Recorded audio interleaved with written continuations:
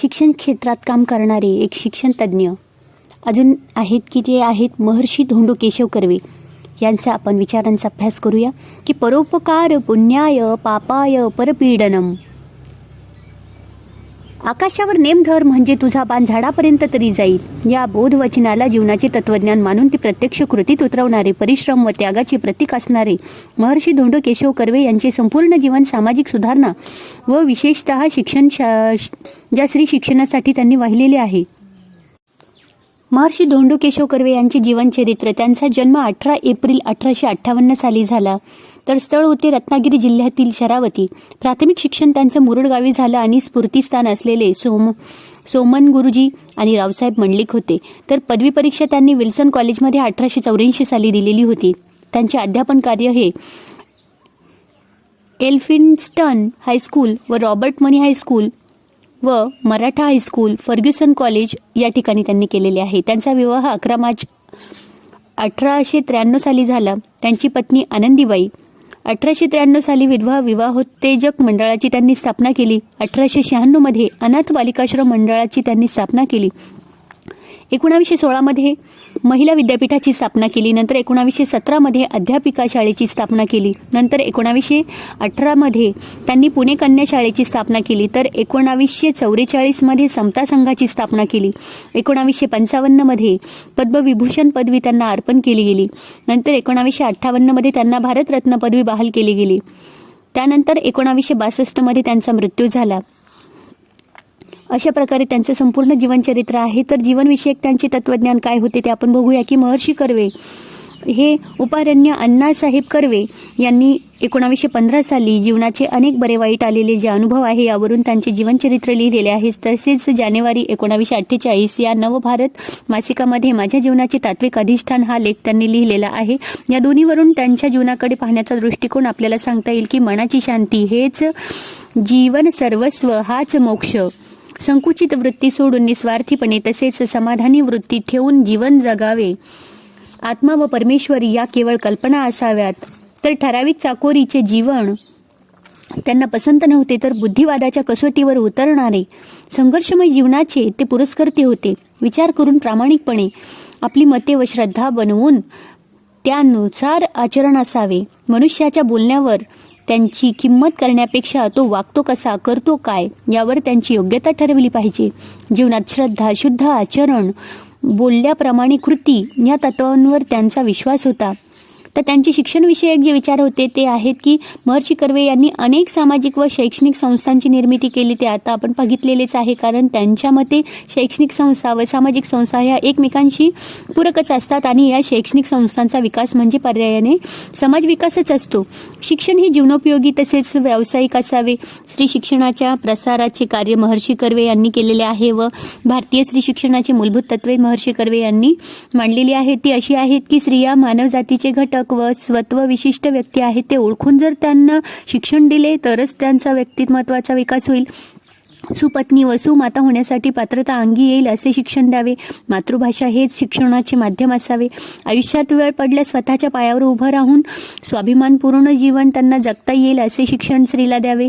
शिक्षण हे जाती धर्मविरहित असावे. शिक्षण हे मानवी संस्कृतीच्या संवर्धनाचे प्रभावी साधन आहे असे त्यांनी म्हटलेले आहे. नंतर त्यांचे सामाजिक कार्य व शैक्षणिक कार्य आपण बघूया की सामाजिक मूल्यांबाबत विवेक निर्माण होण्यासाठी लोकशाहीच्या माध्यमातून शिक्षण हे एक मूल्यशास्त्र आहे. स्त्रियांमध्ये शिक्षणाचा प्रसार करणे अत्यंत पवित्र असे देशकार्य व धर्मकार्य आहे अशी कर्वे यांची श्रद्धा होती. नंतर सामाजिक कार्यामध्ये त्यांनी विधवा विवाहोत्तेजक जी मंडळी आहे या संस्थेची स्थापना 31 डिसेंबर 1893 रोजी केली होती. तसेच अनाथ बालिकाश्रम मंडळी या संस्थेची स्थापना करून विधवा, अनाथ व परित्यक्ता स्त्रियांना त्यांनी आत्मविश्वासाचा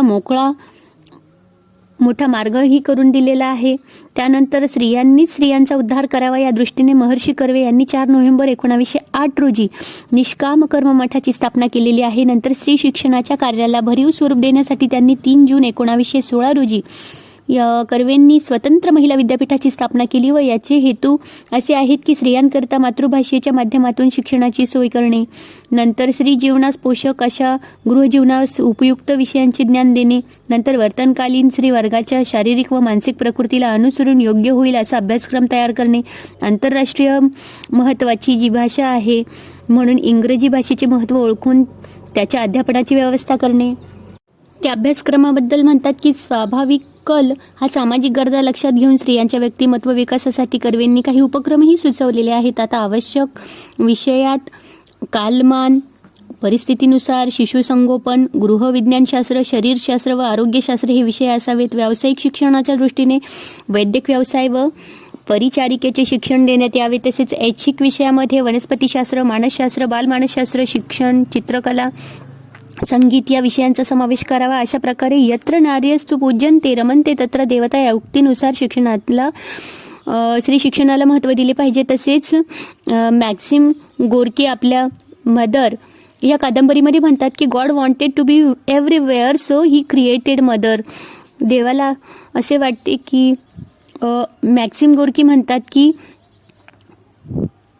God wanted to be everywhere so he created mother, की जिथे देव सगळीकडे पाहिजे म्हणून आईची निर्मिती केलेली आहे. तसेच ते म्हटलेले आहे की यत्र नार्यस्तु पूज्यन्ते रमन्ते तत्र देवता, जिथे स्त्रीची पूजा केली जाते तिथे प्रत्यक्षात देवताच वास करतात असे त्यांनी विचार मांडलेले आहेत.